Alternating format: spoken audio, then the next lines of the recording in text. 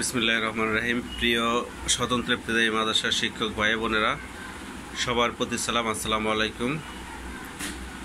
আশা করি সবাই ভালো আছেন। তো আজকে যেই বিষয়ে কথা বলবো সেটা হচ্ছে, প্রথমত যে গত 3 দিন ধরে আমি মাদ্রাসা শিক্ষা বোর্ডে যাই। গতকাল চেয়ারম্যান স্যারের সাথে বৈঠক করেছি, বা ওই আমাদের সংগঠন থেকে যে কথা বলেছে তার সাথে ছিলাম বা উপস্থিত থাকার চেষ্টা করেছি ইনশাল্লাহ। আর আজকে আমাদের একটা প্রতিনিধি দল মন্ত্রণালয়ে যায়, সেখান থেকে যে খবরটা নিয়ে আসছে সেটা অলরেডি অনলাইনে দেখেছেন, যে যারা 1519 বলতে অনুদানভুক্ত তাদের বোঝায়, তাদের অনুদানের জন্য অনলাইনে আবেদন করতে হবে। তো অনুদান অনলাইনে আবেদন করতে হবে এবং সেই জায়গায় কিছু রেস্ট্রিকশন বা দিক নির্দেশনা থাকবে, সেই অনুযায়ী করতে হবে। তো এটাই আমরা চাচ্ছিলাম, দীর্ঘদিনের যে প্রত্যাশা। তো ওই অনুযায়ী শুধু অনুদান বুঝি না, সবাই যেন, যাদের সকল প্রতিষ্ঠান যারা যোগ্য, স্বতন্ত্র ইবতেদায়ী মাদ্রাসার দীর্ঘদিন যাবত যারা পাঠদান করে যাচ্ছেন বিনা বেতনে, সবাই যেন আবেদন করতে পারে সরকারের প্রতি, এটা আমাদের অনুরোধ। এবং আমাদের নেতৃবৃন্দ সেই অনুরোধটা আরও ডিপলি, দীর্ঘভাবে বা জোরালোভাবে জানানোর জন্য আগামী সপ্তাহে ইনশাল্লাহ সেই চেষ্টা করবে। তো ওই প্রচেষ্টা আমাদের চলতেছে। এবং আমাদের যারা আছেন অনুদানভুক্ত আর অনুদানবিহীন বুঝি না, সবাই একটাই আবেদন করা উচিত বা করবেন ইনশাল্লাহ। যারা আছেন সবাই মিলে একটা কথা বলবেন, যে আমাদের এমপিও যে আবেদন প্রক্রিয়া থাকবে, ওটা যেন সবাই সুযোগ পায়, যারা যোগ্য বলে বিবেচনা হবে। এখন ধরেন একজনের যেমন জমির খাজনা খারিজ চাচ্ছে, তো এইটা যে যারা আছে সে যেন ওই অপশনটায় যেন এই আবেদন করতে পারে। যার কোড আছে, কোড পাওয়ার পরে যেন সে আবেদন করতে পারে। যে যার শিক্ষার্থী আছে, যার জমি আছে, যার অবকাঠামো আছে, সে যদি ওই বিষয়গুলো সে যোগ্য হয়, সে যেন এমপির আবেদন, নন এমপিও যেমন আবেদন করে, দাখিল, কামিল, ফাজিল মাদ্রাসা যেমন আবেদন করে, আমরা যেন সেরকম আবেদন করতে পারি। এই অনুদানভুক্ত না হয়ে আমরা আবেদন করতে পারবো না, এটা তো আমাদের দোষ না, বা এটা আমাদের ত্রুটির ভিতর পড়ে না। আমি যোগ্য কিনা সেটা আমাকে যাচাই করেন। যেমন অনুদানভুক্ত একসময় অনুদান পাইত না, বা অনুদান ভুক্ত আর অনুদানবিহীন একই সাথে প্রতিষ্ঠিত হয়েছে, তারা হয়তো বা সুযোগ সুবিধা এত বছর পাইছে, এখনও তারা পাওয়ার জন্য অগ্রাধিকার পাচ্ছে, তারা পাক। কিন্তু আমরাও যেন বঞ্চিত না হই, সরকারের প্রতি এটাই অনুরোধ। এবং আমাদের সকল সংগঠনের প্রতি একটাই অনুরোধ, আপনারা একটা কথা বলেন। এখানে তো মতের অভাব নাই। আজকে যারা বোর্ড চেয়ারম্যানের সাথে দেখা করেছেন, তারা তো বোর্ড চেয়ারম্যান একটা উদাহরণ দিয়েছে, যে আপনাদের তো ব্যাঙের সাথে তুলনা করেছে, যে তাজা একটা ব্যাঙ পাল্লায় কি ওজন করা যায়? তখন একজন বলছে না, কারণ জীবিত ব্যাঙ ওই জায়গায় স্থির থাকবে না, লাভ দেবে। তো এখন আমাদের তো ওইরকম তুলনা করা, আমরা প্রত্যেক দিন কোনো না কোনো সংগঠন যাই, বিভিন্ন মত দিই, কেন আমাদের মতটা একমত হয় না কেন? আমরা তো বেতন চাই। তো বেতনের জন্য কি আপনি বেশি জ্ঞানী বা আমি বেশি জ্ঞানী? আমি যে একটা বললাম সেটা আপনি গ্রহণ করলেন না, আপনি একটা বললেন আমি গ্রহণ করলাম না, এরকম হবে কেন? এবং আমরা এতই নির্লজ্জ যে আমরা প্রত্যেকটা দিন যে একজনকে ডিস্টার্ব করি।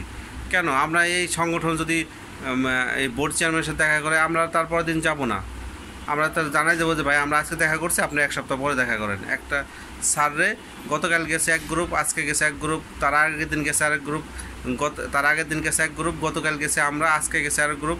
তো এরকম তো তাদের তো কাজ থাকে। আবার যে গ্রুপ মন্ত্রণালয়ে ঢুকবে, তাদের দেখলে তাদের সম্মান করে আমরা গেলাম না, আমরা এক সপ্তাহ পরে গেলাম। বা তারা যে দাবি করেছে সেই দাবি যদি আমাদের সাথে মিলে যায়, তাহলে আমরা যাব না। বা আমাদের দাবিগুলো যে এক হয়, তাহলে একটা সংগঠন দিলেই তো হয়। এই জায়গায় তো বাণিজ্য আছে, তাছাড়া তো এত সংগঠন থাকার কথা না। তো আমরা চাই, আমি বলি, আমাদের সংগঠন থেকে যদি কোনো ফল থাকে, লিখিত আকারে দেওয়া উচিত মন্ত্রণালয়ে, যে স্যার এইরকম স্বতন্ত্র ইবতেদায়ী মাদ্রাসা নিয়ে এই সমস্যা হচ্ছে। তো এখন যেই সংগঠনের সকল নেতাকে আমরা শ্রদ্ধা ও সম্মান করি, কিন্তু আপনার হয়তো বা অনেক মেধা বেশি, তাহলে আপনি সামনে থাকেন, আমরা পিছিয়ে থাকি, কিন্তু আমাদের মতামতটা আপনি নেন। এরকম যদি হয় তাহলে আমাদের মনে হয় ভালো হয়। আমাদের নির্লজ্জ, আসলে নির্লজ্জের পরিচয় আজকে কথাটা শুনে বুঝলাম যে আমরা কতটুকু নির্লজ্জ, যে আমরা এত অপমান করার পরে বা অপমান বুঝেও বোঝার চেষ্টা করি না। আর এত সংগঠন দরকার হয় না, এত সংগঠন, এত মত দরকার কি? বেতন দরকার। এখন বাজেট আছে, এই বাজেটটা কীভাবে দ্রুত কাজে লাগানো যায় সেই দিক খেয়াল করে আমরা সামনে আগাবো। ইনশাল্লাহ। এই জন্য আমাদের সবাই ঐক্যমতের দাবির ভিত্তিতে আমাদের যে 6টা দাবি আছে, এই 6টা দাবিতে সবাই তো ঐক্যমত। তাহলে এই 6টা দাবি লিখিত আকারে প্রত্যেক সংগঠন থেকে দুজন করে নিয়ে একটা এমপি বাস্তবায়ন কমিটি করেন। এতে যদি আপনারা বিনা স্বার্থে এত ত্যাগ তিতিক্ষা করেন, তাহলে এটা করেন না কেন? প্রত্যেক সংগঠন থেকে 2জন নেন। যে এই মতের সাথে একমত না তার দরকার নাই, কিন্তু যে একমত তার সাথে নিয়েই করেন। কিন্তু সেটা স্বচ্ছ এবং জবাবদিহিতামূলক হইতে হবে। স্বচ্ছ এবং জবাবদিহিতামূলক একটা এমপি বাস্তবায়ন কমিটি আমরা চাই, যেটা দ্বারা সাধারণ শিক্ষকরা উপকৃত হবে এবং যেই আমাদের নামে যে একটা কলঙ্ক দেওয়া হয় বাণিজ্য, সেই বাণিজ্য যেন কমে। একেবারে রিমুভ করা যাবে না তো, কিন্তু যেন একটু কমে, সেই ব্যবস্থা করার জন্য আমাদের সকল যারা আছেন সবার প্রতি একটু অনুরোধ। আর যেহেতু আমাদের ইবতিদায়ী সরাসরি শিক্ষক এমন নেতৃবৃন্দ আছে যারা শিক্ষক না বা ইবতিদায়ের সাথে সংশ্লিষ্ট না বা যাদের বিরুদ্ধে কলঙ্ক আছে, তাদের সামনে না রেখেই ভালো। যে সংগঠন থাক তাদেরকে পিছিয়ে রাখা ভালো, বা তাদের দ্বারা যদি সে ক্ষতি বেশি হয় বা দুর্নাম হয়। এই জন্য ইবতিদায়ীর আসলেও ইবতিদায়ীর সুফল আসতেছে, এই জন্য আল্লাহ না করুক হয়তো বা বাধাগ্রস্ত হয়ে যেতে পারে আমাদের কারণে। তো আমাদের এই জিনিসগুলাই খেয়াল করে সামনে আগাইতে হবে, যে কোনো বাধাগ্রস্ত যেন কেউ না করতে পারে বা আমাদের কারণে কোনো সমস্যা না হয়। তো স্বতন্ত্র ইবতিদায়ী মাদ্রাসার সকল শিক্ষক এবং নেতৃবৃন্দের অনুরোধ, আসেন আমরা স্বচ্ছতার সহিত আগানোর চেষ্টা করি। এই জন্য স্বতন্ত্র ইবতিদায়ী মাদ্রাসার যে সাধারণ শিক্ষক আছে এদেরকেও একটু সচেতন হয়ে নিজের কাজ নিজে করার মাধ্যমেই যদি আমরা আগাই, ইনশাল্লাহ আমরা সফল হব। তো আমাদের নেতৃবৃন্দের কাছে একটা অনুরোধ করছে, আপনারা এই কথা বলেন যারা যোগ্য প্রতিষ্ঠান তাদের এমপি আবেদনের সুযোগ দেওয়া হোক। যেই সিস্টেমটা আছে এই জায়গাতে তো আজ জানবে না, এরকম তো অপশন নাই দেখলাম নীতিমালা, যে যারা অনুদান পায় তারা এমপির আবেদন করবে, যারা ইন্ডেক্স আছে তারা এমপির আবেদন করবে, এমন তো না। যারা যোগ্য, তো যোগ্য বলতে কী ক্রাইটেরিয়া চায় সরকার, সেটা যদি কোর্টভুক্ত বা কোর্টবিহীনদের থাকে তারাও যেন এমপি বা আবেদন করতে পারে। কোর্ট অটোমেটিক সরকার দিয়ে দেবে, কোর্ট তো সরকারই দেয়, অনুদানে তো সরকারই দিচ্ছে। তো এই যাদের নাই তারা আবেদন করতে পারে, যাদের কোর্ট আছে তারাও যেন আবেদন করতে পারে, যারা অনুদানভুক্ত আছে তারাও যেন আবেদন করতে পারে। এইটা করলে সরকার যেই পর্যন্ত বাজেট আছে সেই পর্যন্ত যেন অনলাইন আবেদন সকল শিক্ষা প্রতিষ্ঠান করতে পারে। যারা যাচাই বাছাই টিকবে তারাই বেতন আওতায় আসবে। এই জন্য আমাদের একটা আবেদন চাই, সেটা আবেদন যেন যোগ্য প্রতিষ্ঠান করতে পারে। আমরা অযোগ্য কারোকে চাচ্ছি না, আমরা যোগ্যদেরকে চাচ্ছি। এমন তো না সরকার যে আপনার নেতৃবৃন্দ হলেন অযোগ্য দিয়ে দেবে, এমন না। সরকার তার নিজ গতিতে চলবে। এই জন্য ফালাফালির চেয়ে সাধারণ শিক্ষকদের জন্য ভাগ্য খোলে, যোগ্যরা যেন পিছিয়ে না পড়ে সেই সিস্টেম করতে হবে। এখন আপনারা আটকায় রেখে এসে নানা কাহিনী, একবার অনুদানভুক্ত, একবার কোর্টভুক্ত, একবার কোর্টবিহীন, এমন সিস্টেম ধাপে ধাপে না করে যোগ্য প্রতিষ্ঠান, যেহেতু সরকার যোগ্য নেবে, বাছাই করে নেবে, তাহলে সকল প্রতিষ্ঠানকে যোগ্যতার প্রতিযোগিতা রাখতে হবে।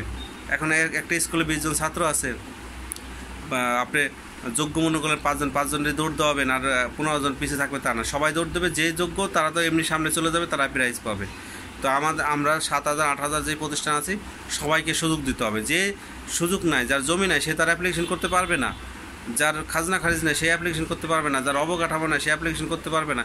অ্যাপ্লিকেশন করলেই তো বেতন দিয়ে দেবে তা না, তারটাতে ভিজিট হবে, বাস্তবতা দেখা হবে। তো অবকাঠামো দেখবে সব, তখনই তো সে বাদ পড়ে যাবে। তো এই জন্য আমরা চাই যে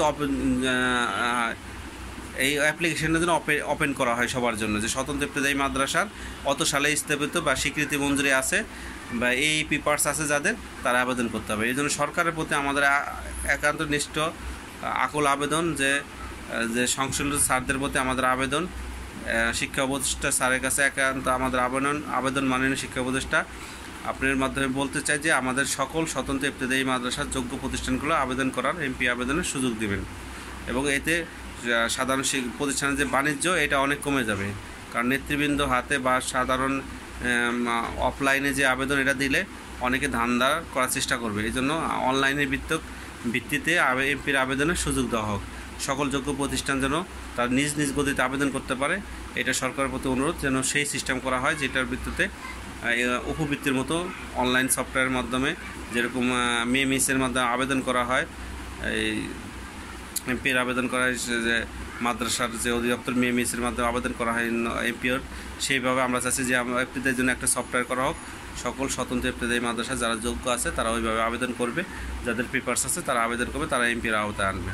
সরকারের প্রতি এবং আমাদের যারা স্বচ্ছ নেতৃবৃন্দ আছে তাদের প্রতি এই অনুরোধটা।